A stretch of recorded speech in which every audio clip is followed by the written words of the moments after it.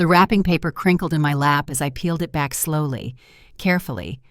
I hadn't expected much, maybe a scarf, a framed photo of the kids, but when I saw the bristled end poking through my fingers, I froze.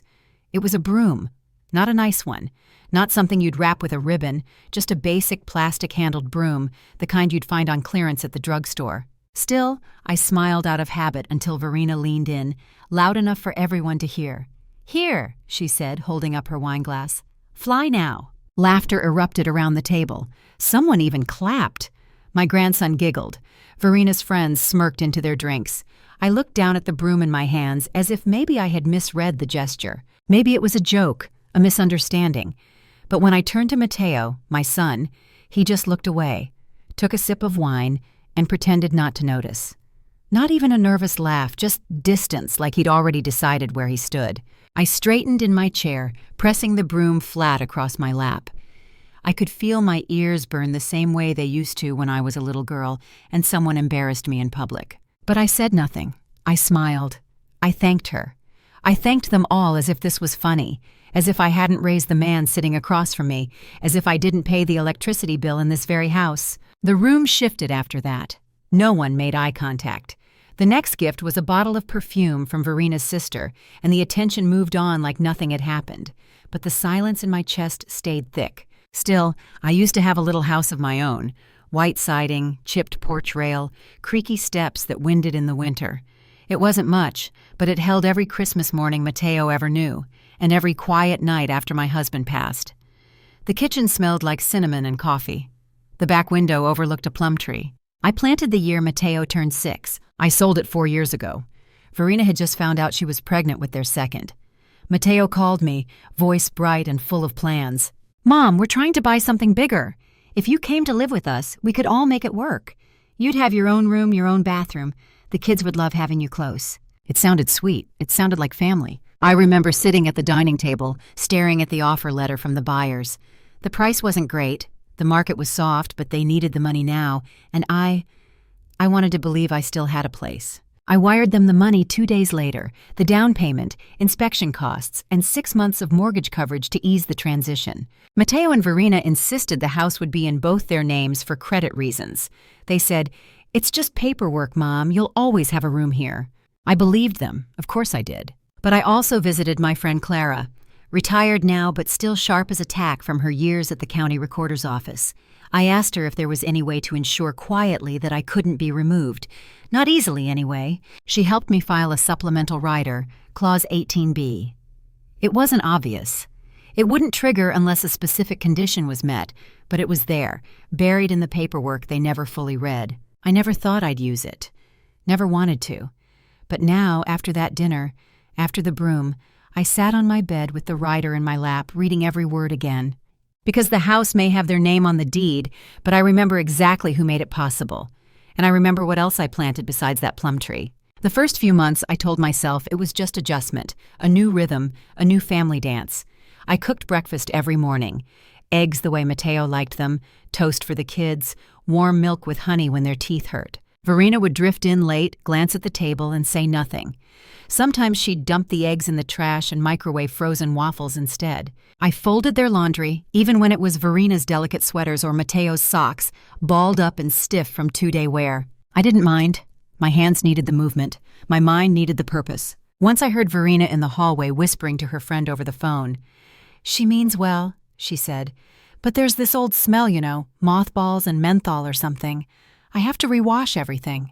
The next morning, my coffee mug, the one with the red cardinal Matteo gave me one Mother's Day, was gone. Just gone.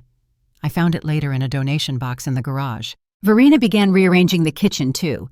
First, she moved my baking tins. Then, the spices I kept in labeled jars. Eventually, I'd come in and find her already there, earbuds in and hips swaying to music as she stirred boxed macaroni or scrolled her phone while something boiled over. So, I started staying out of the way. I made coffee early and left the kitchen before anyone else woke. I sat on the porch with my knitting, even in winter, just to breathe air that wasn't measured. When the kids came home from school, I was there.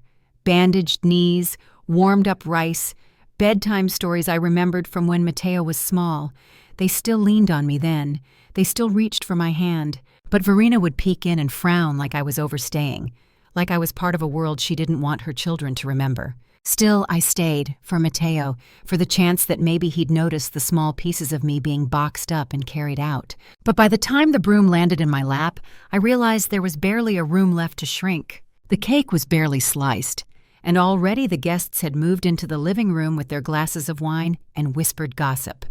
I stayed behind to tidy the plates, not because I was expected to, but because I needed something to quiet the ringing in my ears from the laughter that still lingered after the "fly now" comment. Verena's voice carried easily when she was relaxed.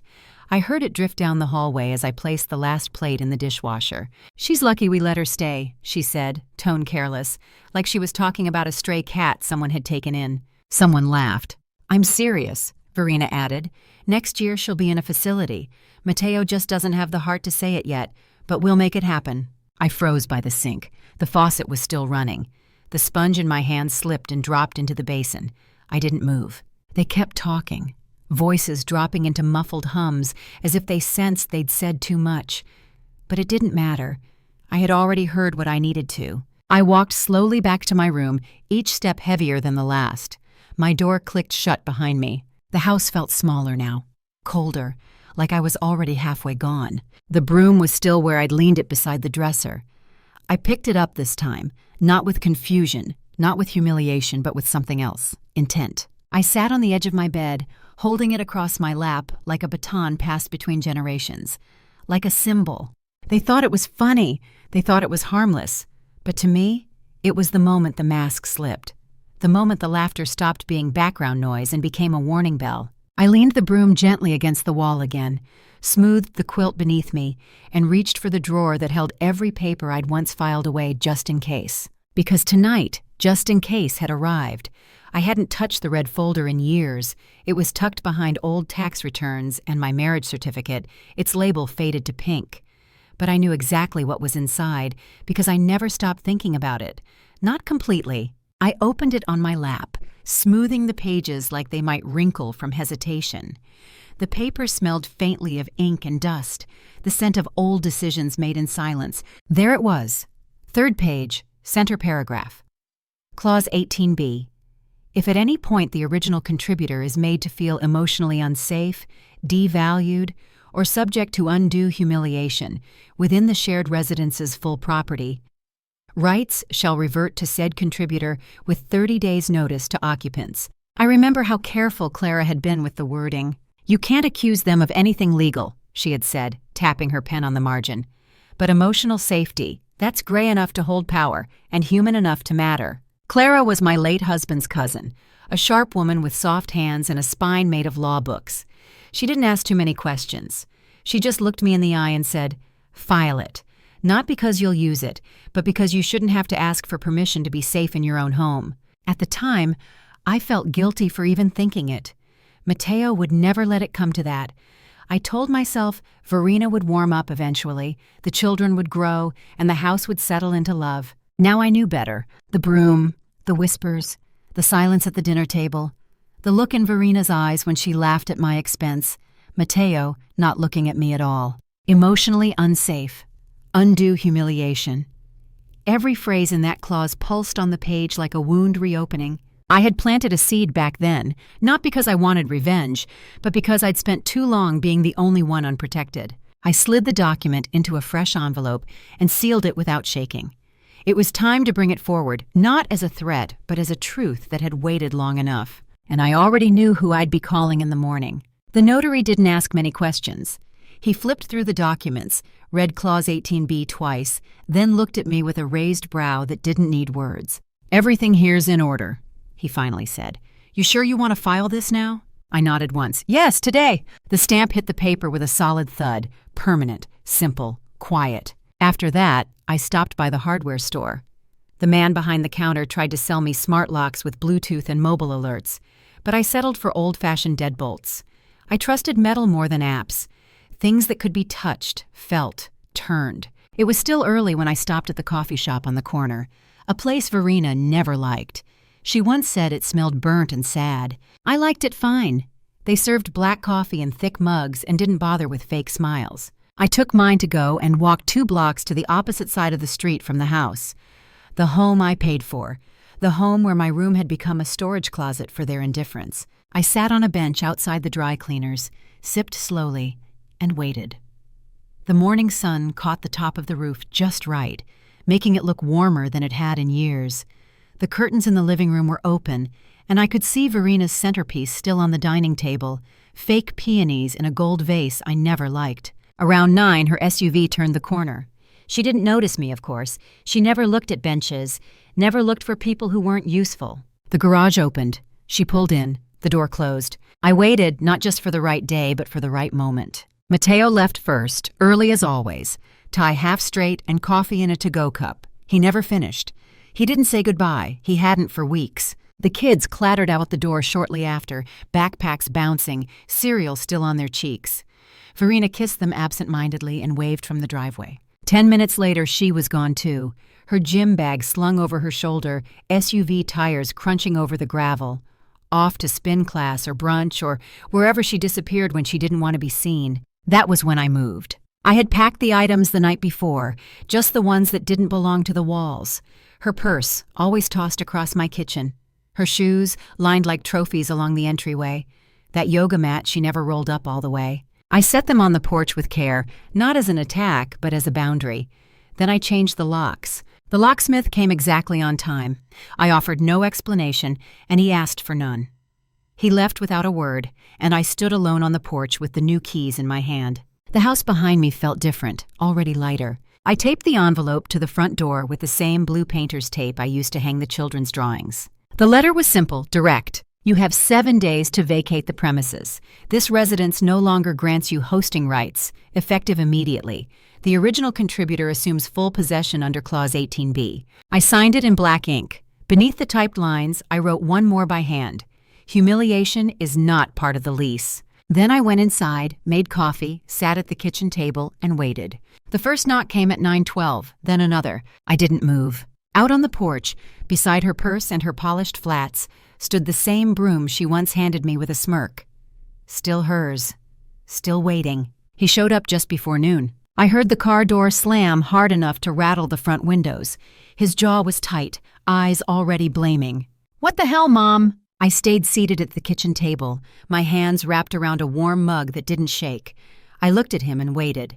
"You're blowing this out of proportion," he said. "She didn't mean anything by it. You're seriously kicking us out over a joke?" I didn't answer right away.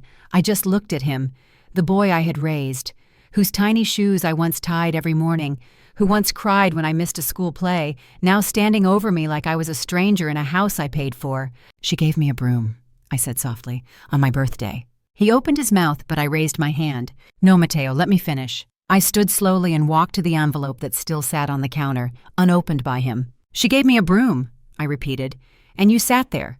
You didn't laugh, you didn't speak, you looked away. And do you know what that told me?" He didn't answer. "That you saw it, that you knew. That my place here, whatever was left of it, was only as solid as her patience." He swallowed hard. "It wasn't like that." "It was exactly like that," I said. "Every mug of mine she moved, every comment she made behind my back, every time you told me to let it go for the sake of peace, I let it go until there was nothing left of me but a body folding your laundry." His shoulders dropped then, not out of understanding, not yet, but because he knew I wasn't backing down. "I gave you everything," I said. "She gave me a broom, and now I'm giving her the door." He looked at the floor. Behind him, the screen door creaked open slightly with the breeze. I didn't offer to close it. The day after Matteo left, I found a small white box on my front step. No ribbon, no name. Just a folded piece of paper taped to the top and the faint scent of almond and sugar drifting through the cardboard. I brought it inside and opened the note first. "I saw what you did. It was the most peaceful justice I've ever witnessed. Clarice next door, blue shutters. I remembered her in passing. Quiet. Older than me by maybe 5 years. Always trimming her roses with gloves that matched her wide-brimmed hat. We had exchanged waves, but never words. Inside the box were 4 little pastries, flaky, warm-looking, like something someone makes when they don't want to intrude, but still want you to feel seen. I smiled, not because I needed her to understand, but because she did anyway. I made a pot of coffee, cut one of the pastries in half, and sat by the window. No noise, no tension pulling at the corners of my day. No waiting for footsteps overhead. No fear of whispers behind closed doors. The house was finally quiet but not empty. Later, I stepped outside and waved toward the blue shutters. Clarice lifted her gloved hand without a word. That was enough. I spent the afternoon sorting through closets, not out of bitterness, but readiness. I pulled out my sewing machine from its box, dusted off a pattern I hadn't touched in years. I donated the baby toys, packed up the old towels Verena always complained about, and kept only what still felt like mine. By evening, the front step was clear. No shoes tossed against the railing, no yoga mat leaning on the wall, just the sound of wind moving gently through the porch chimes I'd hung back up. The broom was still there, tucked behind the door. I hadn't thrown it away. Not yet. I had one more thing to do first. Months passed. The house felt different now, not just because it was quieter, but because it breathed again. I repainted the living room walls a soft wheat color and finally took down the curtains Verena had insisted on, the ones that blocked the light. I opened every window that spring and let the house remember who it had belonged to all along. I planted basil and tomatoes in old clay pots along the porch. I stitched a new table runner for the kitchen, white linen with red thread, the way my mother used to do. I even bought a new mug, just one, red with a small gold rim. The broom stayed tucked in the back of the coat closet for a while. I wasn't sure what to do with it at first. Part of me wanted to throw it out to purge every trace of what it symbolized. But eventually I knew. I mounted it in a shadow box and hung it just inside the front door. Not as a joke, not as a trophy, just a truth. It was framed against black velvet. The handle polished, the bristles cleaned, but still worn. Below it, on a small plaque, I had engraved just 6 words: "Leave only what you carry in." Visitors sometimes ask about it. Clarice was the first. She stared at it, then looked at me and smiled without needing an answer. It's not there to shame anyone. It's there so I never forget what it cost me to claim peace. What it cost me to stay silent for too long. This house is mine. The floors I scrubbed, the money I gave, the meals I cooked, the bedtime stories, the stitched curtains, the quiet that was taken and returned. It is not a gift they gave back. It is a space I reclaimed. And if anyone comes through that door again, they'll understand one thing without needing to ask. No one flies out of this house with what they didn't earn.